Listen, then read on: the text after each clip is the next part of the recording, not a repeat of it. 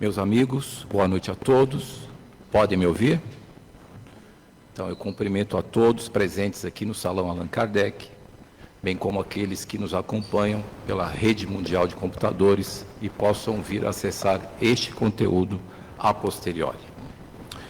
Em primeiro lugar, eu gostaria de agradecer o convite a mim formulado, que consiste em grande privilégio, o privilégio de poder dirigir algumas palavras a todos vocês numa data tão especial quanto a de hoje. Meus amigos, hoje é dia 29 de agosto. Há 194 anos atrás, voltava à Terra o eminente doutor Adolfo Bezerra de Menezes Cavalcante, vindo ao plano material para se desincumbir de uma tarefa, de uma missão que recebeu de Ismael, que é o governador espiritual do Brasil, e do Divino Mestre Jesus, que governa a humanidade inteira. A missão do doutor Bezerra, que ele cumpriu com louvor, era de fazer germinar no nosso país as sementes da doutrina espírita.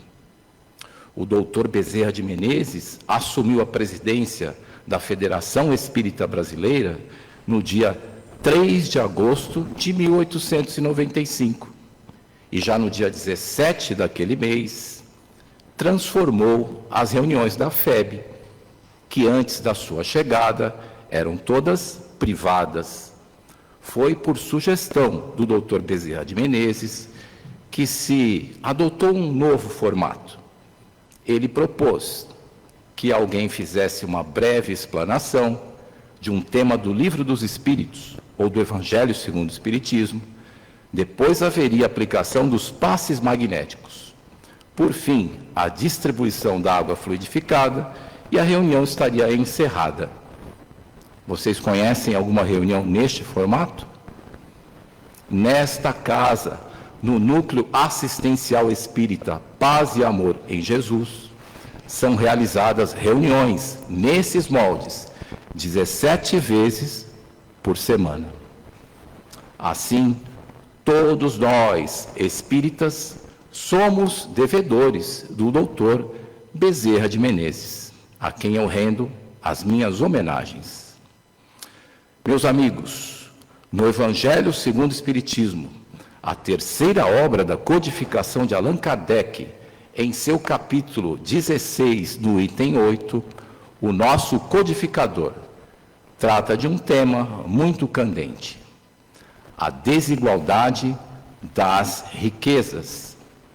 Não é necessário que façamos muito esforço para perceber que no mundo em que estamos existe a desigualdade das riquezas. Fenômeno que fica difícil de compreender se a nossa perspectiva é aquela perspectiva equivocada de ver a vida como uma passagem única pelo plano material. Nós temos diversas existências. A reencarnação é um dos princípios da nossa doutrina. Ensina Allan Kardec, nesse item que eu já mencionei, que aqueles que hoje não detêm a riqueza, já a detiveram no passado, ou virão a detê-la no futuro, numa nova existência. E aqueles que a detêm hoje, podem perdê-la amanhã. Porque as riquezas materiais, meus amigos, são transitórias. São transitórias. Ensina ainda o nosso codificador que o relevante não é deter ou não as riquezas, mas sim o que fazemos com ela. Ensina o codificador que o egoísmo e o orgulho são dois vícios morais, que estes sim podem fazer com que o espírito, em sua jornada na Terra, faça má utilização das posses que detém, provisoriamente. Ensina ainda o benfeitor e todos nós haveremos de concordar com essa sua observação, que nos causa uma certa estranheza, mesmo aqueles que têm conhecimentos no campo espiritual, como é o nosso caso, o fato dos ímpios deterem a riqueza. Esse termo ímpio é um termo tanto do Antigo quanto do Novo Testamento, e pode ser traduzido por uma outra palavra, injusto. É muito comum que pessoas que, na nossa avaliação, os ímpios, detenham as riquezas, o que nos causa estranheza. Mas é no livro Fonte Viva, ditado pelo benfeitor Emmanuel ao inesquecível médium Francisco Cândido Xavier, no ano de 1956, que em seu capítulo de número 128, o benfeitor nos traz mais elementos para que possamos compreender este fenômeno. Ensina o benfeitor que o sucesso aparente, o progresso aparente dos ímpios é, como ele mesmo define, apenas aparente, porque o que importa não é o que nós possamos deter no campo material. Diz Emmanuel que todos os séculos na história da humanidade tiveram seus dominadores. Alguns, de maneira bastante cruel, monopolizavam o pão, detinham todos os recursos materiais em seu próprio favor, desconsiderando os companheiros de jornada. Mas todos, indistintamente, tiveram o mesmo fim. Partiram da terra sem levar uma única moeda. Porque a única coisa que realmente interessa são os tesouros que nós possamos juntar em nosso coração. Porque a herança que todos nós temos como um presente de Deus é a imortalidade. Todos nós, meus amigos, somos espíritos imortais e estamos aqui no plano material de passagem. Em algumas ocasiões, sem recursos. Em outras ocasiões, com recursos abundantes. Mas o que conta é o nosso comportamento, são as nossas atitudes. É o que nós já podemos entesourar no campo moral. Porque, eu insisto, são os tesouros do coração que realmente contam, e não os tesouros materiais. Em outro livro antológico, ditado pela benfeitora Meimei a Chico Xavier, no ano de 1982, intitulado Palavras do Coração, a benfeitora, em seu capítulo 24, dita uma mensagem primorosa, sob o título União. Ensina a benfeitora que nós não devemos desprezar aqueles que caminham nos andrajos de grandes provas. E também não devemos censurar aqueles que detêm a riqueza aparente. E o adjetivo aparente não é algo acidental nessa frase da benfeitora Meimei. Ela reforça um conceito que é também de Emmanuel e da doutrina espírita, desde os tempos da codificação. Todas as posses que detemos na terra são provisórias. É como se nós fôssemos depositários dos recursos que são colocados em nossas mãos para que nós possamos auxiliar todos aqueles que nos cercam. E para que nós possamos atingir este objetivo, é fundamental que nós consigamos vencer o egoísmo e o orgulho que ainda carregamos em nossos corações. Ensina Meimei que este deve ser o nosso objetivo em nossa passagem pelo plano terrestre. Aliás, ensinamento bastante antigo. No livro Atos dos Apóstolos, em seu capítulo 3, versículo 6, Lucas narra uma passagem antológica de Pedro. Pedro, um dos apóstolos do nosso Divino Mestre Jesus. Divino Mestre Jesus, que naquela época já não estava na terra, já havia retornado às culminâncias espirituais, a partir das quais nos governa. Pedro, ao lado de João, estava se dirigindo ao Templo de Jerusalém. E eles foram abordados por uma pessoa que estava ali, um coxo na linguagem do Novo Testamento, alguém que tinha deficiência física, que se posicionou ali para pedir esmola, para pedir ajuda. E Pedro proferiu uma frase que ficou célebre: não tenho prata nem ouro, mas o que tenho, isto te dou. E curou aquela pessoa, porque Pedro não detinha riquezas materiais, por isso a frase, não tenho prata nem ouro, mas detinha uma riqueza de ordem espiritual admirável, porque depois da partida do nosso Divino Mestre Jesus, o apóstolo Pedro convenceu-se que o único caminho era aquele apontado pelo Cristo e aplicou em sua passagem pela terra todos os ensinamentos que teve oportunidade de colher com o Divino Mestre Jesus. Meus amigos, o doutor Bezerra de Menezes, que faz aniversário hoje, para a alegria dos espíritos espíritas e de todos os trabalhadores desta casa, também aprendeu esta lição. Num filme lançado no Brasil no ano de 2008, intitulado Diário de um Espírito, que narra a vida do Dr. Bezerra de Menezes, filme esse que retomou o cinema espírita. O último filme com temática espírita havia sido lançado no Brasil nos anos 70. Se chamava Joelma, 23º Andar. Depois houve um longo interregno e o cinema espírita foi retomado.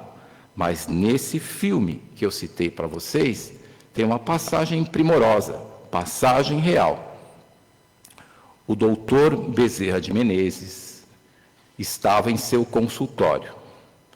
E todos aqueles que batiam à porta do doutor Bezerra de Menezes, tendo ou não recursos, eram atendidos.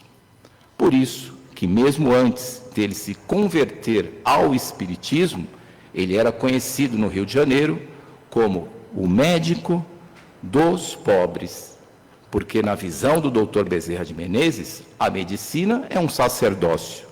Aqueles que necessitam de amparo devem ser amparados, tenham recursos ou não. Pois bem, ele estava ali num dia de trabalho em seu consultório, até que chega ao Dr. Bezerra de Menezes uma mãe desesperada.